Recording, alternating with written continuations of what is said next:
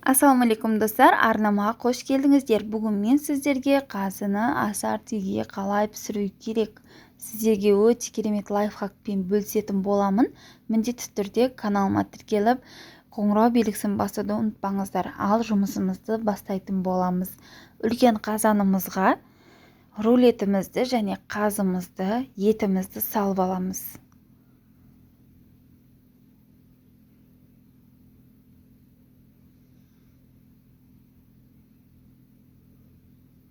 Осылай барлығын орналастырып алатын боламыз. Қазыны көріп тұрсыздар, ешқандай пленкаға да, марлиге де, жіпке де ораған емеспін. Обычно қазы. Ештеңеге оралмаған, жай ғана қазы. Осыны қалай пісіреміз? Сіздермен өте керемет лайфхактармен бөліскім келіп отыр. Қазы қандай кезде жарылып кетуі мүмкін. Ол сіздің бірінші очередте қазыңыздың тұзы кем болған кезде жарылып кетуі мүмкін. Қазымызды суға салғаннан кейін, қазы қайнап шыққанға дейін бізде өте опасный уақыт болады. Өйткені қазы ыстық суға түскеннен кейін тырысады. Содан кейін ішінде тырысады және ішінде қалған ауалары шығатын жер таппай қазыны жарып жіберуі мүмкін. Сондықтан қазымызды міндетті түрде осындай шпажкамен не болмаса инемен тесіп алуымыз керек. Қазы қайнағанға дейін, қайнап шыққанға дейін қазыны осылай тесіп алатын боламыз. Қазымыз көпіршіктері шығып қайнауға жақын қалды. Көпіршіктер міндетті түрде алып тастаймыз, өйткені көпіршіктерін дәмінде, түсінде, қазыңыздың түсінде өзгертіп жіберуі мүмкін. Сорпаңыздың түсі өзгереді, дәмі де біртүрлі болып, видін құртпау үшін көпіршіктерін барлығын алып тастаймыз. Және бір-екі рет сапырып жібереміз. Сапыруымыздың себебі астында қалып қойған көпіршіктер болса, бетіне көтеріліп шығып кетеді. Сондықтан көпіршіктерін барлығын алып тастап, қазанымызды сорпасын сапырып жібереміз. Осындай керемет болып қайнаған кезде тағы да көпіршіктерін алып шығамыз. Өйткені астында қалып қойған көпіршіктері шығып кету керек. Қазымыз қайнап шыққан кезде ешқандай уайымдамасаңыздар болады. Астын отын бәсеңдетіп пісіре беретін боламыз. Кемінде 2-3 сағат пісіреміз. Әрбір сағатта осылай қазымызды айналдырып тұрамыз. Өйткені бір жері пісіп, бір жері піспей қалмау үшін айналдырып тұрамыз. Міне 2-3 сағат өткеннен кейін қазымыз пісті деген кезде қазымызды көтеріп алатын боламыз.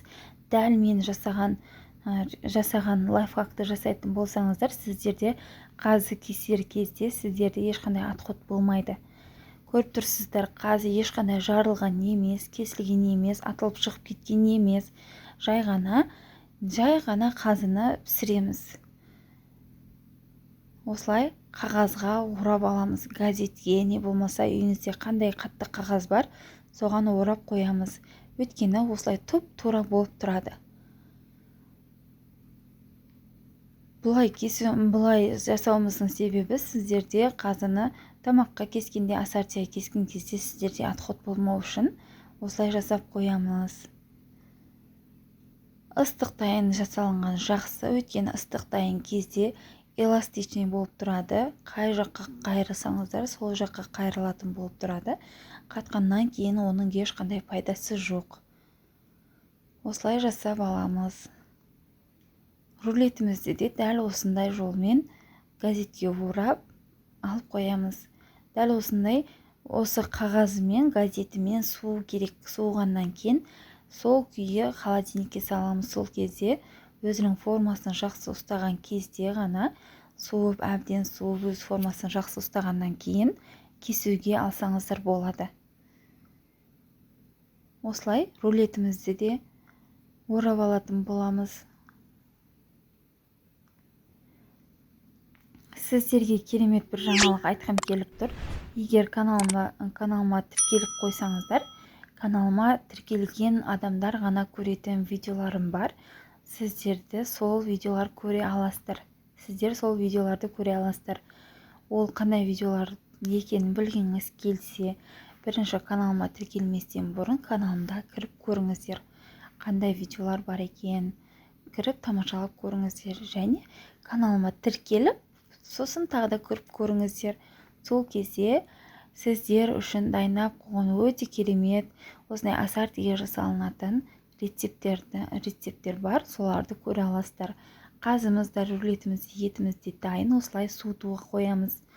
Суды және холодильникке салып алдым. Қазын көріп тұрсаңыздар, как колбаса сияқты түп-түзу болып тұр. Бізде бұл қазыда ешқандай отход болмайды. Тіптен ең соңғы бөлігінде ассортиге жасатсаңыздар болады. Егер сіз қазыңызды қалай болса солай жасап қоя салсаңыздар, сіздерде отход өте көп болады. Қазыңыз жыртылып, сынып, майысып кетуі мүмкін. Осылай өте керемет болып шығу үшін міндетті түрде мен жасаған лайфхакты жасаңыздар. Қазымыз көріп тұрғандай өте керемет кесілді. Дәл осындай қазы ассортилерін жасағыларыңыз келсе, менің каналымда кез келген ассортилердің видео рецепттерін таба аласыздар. Көріп тамашаласаңыздар болады. Ассортилеріміз дайын. Сіздерге де, біздерге де ас болсын дегім келеді.